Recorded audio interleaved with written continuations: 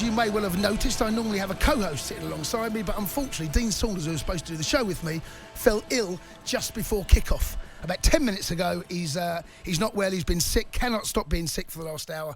So we send our best wishes to him and hope he recovers soon, because he was in a bad way, the poor boy. So we send our love and wishes to him. Thankfully, though, Dean Ashton, former England striker, is still at Selhurst Park, and he's going to help me out for the opening section of this show. Dino, appreciate your time, my friend. Of course, no problem. Yeah, so poor old Dino, mate, he's gone lame. Nothing worse. Did he not have a? He talked about maybe a dodgy prawn a few weeks ago as well. He had a bit of food poisoning a couple of weeks ago, and he said he lost about half a stone. I don't know whether he's like going for it again or what, but listen, no, food poisoning or whatever he's got is not pleasant, so we wish him all the best. Exactly. Listen, Dino, brilliant commentary. I was listening to you and Joe, and someone said it, I think you both made the point, that at 1-0 in the Premier League, it is never enough. And even though Palace had some chances, Mateta shot the first half, and it was a save, I think it was Gehi that he should really save. Really, the game was in the balance, and it should not have been that way. Well, do you know what? That was the feeling here, and I don't know what you thought watching it, but it just felt as if they were thinking, we'll just try and cruise this. Yep. We'll just try and cruise through this second half, save our legs for Sunday. That's how it really felt. They didn't offer anything really in that second half compared to what they were like in the first half. And at 1-0, you can't do that. They've got too much talent, haven't they, Crystal Palace? I know they're not on a great run, but they've got talent, as was shown. Yeah, absolutely. The big talking point, in fact, there's two. In fact, there's three. So let's talk about Casemiro. We were saying in the office, surely he's going to bring him off. And when McTominay was warming up, I felt sure that was the moment that Casemiro was going to come off, go a little bit more defensive, add some fresh legs in there.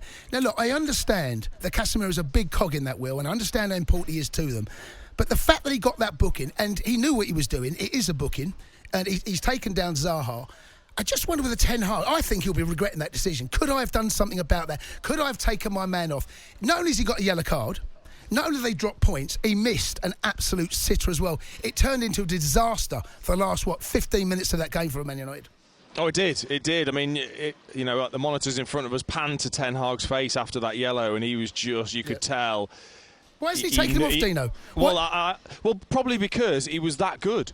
He needed to be that influential. Actually, when Palace were on the break, it was constantly him that was bailing Manchester United out with his positioning, with his clearances. But the hard work was done, surely. They were touching distance. And the Man United-Arsenal game of the week, Arsenal-Man United, the Arsenal fans in the office, I don't know what they cheered more, either the yellow card or the goal. Because they know now the Man United are weaker, and they're extra 2 points behind them.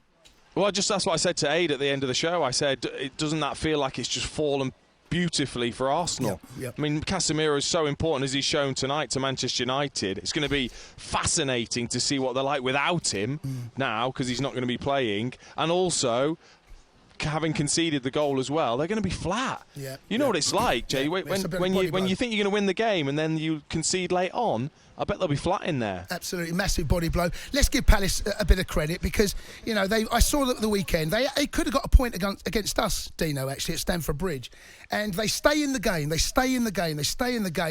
then Olise's free kick. I mean, I don't know what to say about that, because there's nothing De Gea can do. No goalkeeper's saving that in the world, and it's one of those situations you just have to stand up and applaud.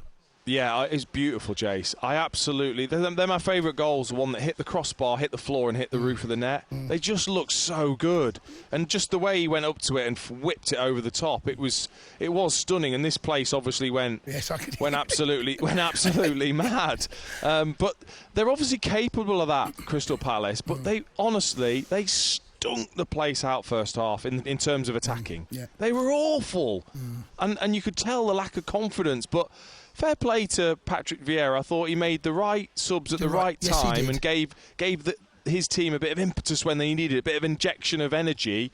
And I think that was it felt like it was coming. It's not as if, the free kick was out of the blue. It felt like that was coming for Manchester United to concede. Dean, I've just watched it again on my monitor. It's a wicked free kick. There's nothing De Gea can do. But one of the other big talking points, Dino, I thought it was a penalty straight away. Richards comes across, he gets none of the ball. McTominay gets there early, toes it away. Even on the replay, I thought, right, that's a penalty. VAR they're gonna look at this. They're gonna make the ref go over. I can't believe that wasn't the case. But he's got to have touched it. Has he touched it? He must have touched. He must have. Has he touched it? He must have. That can be the only reason. He has to have touched it. Well, I tell you what, I'm going to try and get it. From the angle I saw, I don't think he touched it, but you might be right. That can be the only reason they didn't, because I'm not sure he did either. But I'm just saying that surely that has to be because of if not, it was a very clear penalty. Well, if you saw that, so I think you need to get it, slow it right down, and check whether he's touched it. Yeah, because that's the only explanation, right? It has to be because it was a penalty. Yeah. You know, from my angle, from looking at it on the monitor, I thought it's a penalty unless they, you know, put a magnifying glass on it, check whether he's had a touch. That can be the only way. It has to be. Get your calls in 03717 223344. Look, I've said over the last 2 or 3 weeks, it looks like Arsenal are going to have a bit too much. They look the most balanced side at the moment. They've got 2 players out wide, Saka at the moment. Is there a better attacking midfield or attacking wide man than Saka right now? I'm not sure there is. No. They just look like he's got that balance right. And everything, as you said there, Dino, is falling into place. These little things that are happening, like Manchester City conceding the goal against United, the Bruno one, that's gone in their favour in actual fact. Tonight, now both sides have dropped big points in 2 big games. Yes, yeah. I mean, obviously it's a big game Sunday, and that can change things as well. And Arsenal have got to play Manchester City twice, and again that could make a big difference. But it's just got everything's going their way at the moment. You're right. I mean, Saka was absolutely brilliant against Tottenham. He was unplayable. You know, that type of performance where you wouldn't want to be a defender against him because he was just electric. And Odegaard and the energy in the back four. The only thing I can think is possible injuries. You know, possible injuries to 1 or 2 of the players could be the only thing. Yeah, Partey, you're right, key player for them. But at the moment, they just look so good. They do. Dino, but it's never that. It can never be that easy. Of course not. There's going to be bumps in the road. They're absolutely sure of that. Dino, listen, I appreciate you hanging on for me. We're going to go to the lines. Have a safe journey home. Top man. Pleasure. Cheers, buddy. Dean Ashton there at Selhurst Park. Brilliant commentary with him and Joe Shen, of course, the wonderful Adrian Durham. Time to get your calls in, gang. 03717 22 3344. Let's go and speak to Manny. He's the first caller of the evening. He's a Man United fan. Manny, good evening. How you doing, pal? You all right? I'm all right. Better than you, I suspect. Yeah, you are, mate. You are. You know what, bruv? I'm happy, yeah, but I'm disappointed. Yeah, I bet. I'm disappointed. You know what, Casemiro, Ten Hag, I believe, look, Ten Hag's doing a wonderful job, pal. Yeah, he's doing a great job, but he should have took Casemiro off, like 60th minute or something. Take him off. Why keep him on there? You know what I mean?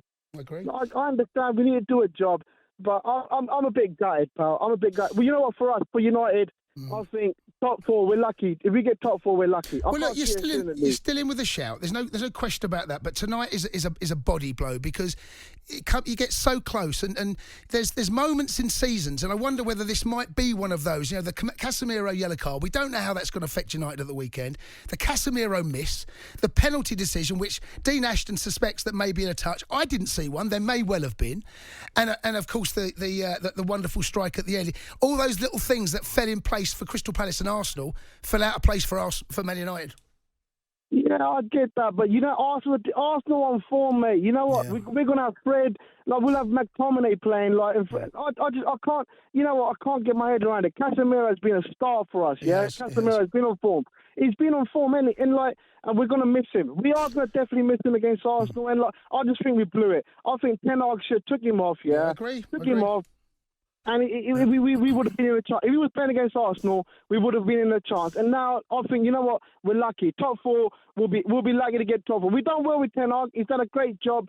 But this Casemiro decision, it's not good. It's not good at all. And I'm gutted for Rashford as well. We had Weghorn. What's his name? Weghorn. Yeah, Weghorn. Yep. Yeah, that's it. What are you saying? What are you saying? No, I'm saying for me, he didn't do it. You know, he had a couple of touches. He's had one game, Manny. Man, he's had one game. Give him a chance, the boy. I thought some of his touches were nice. It gives Man United a bit more of a focal point. Rashford's on the record. Why not get Rashford up there, get him to beat the record? Like, you know what I mean? Like, I can't see it. I don't think we didn't need him there. We didn't need that striker up there. You know what I mean? Rashford was doing a good enough job, and I just think like our chances.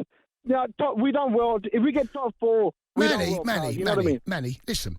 You are minutes away from second, minutes away from having Casemiro available to you, and minutes away from taking all 3 points. It just hasn't fallen your way. You're not worried about top four. Right now, you're as good in form as anyone, right? Today was a blip. Yeah. It's a bump in the road. Ten Hag will look at himself. What could he have done differently? No doubt managers will do that in games like this. But come on, Manny. You're going to get top four. Yeah, we'll get top four. Go on, just say it. Just say we're getting top four. Just say that. We're getting top four. We've got a chance there for the title. We've got a chance there for the title. You're still in the hunt. We blew it. I reckon we blew it. You know what? I reckon we blew it. Manny, and just listen. Thanks very much for the call. Knee-jerk reaction from football fans. You can't beat it.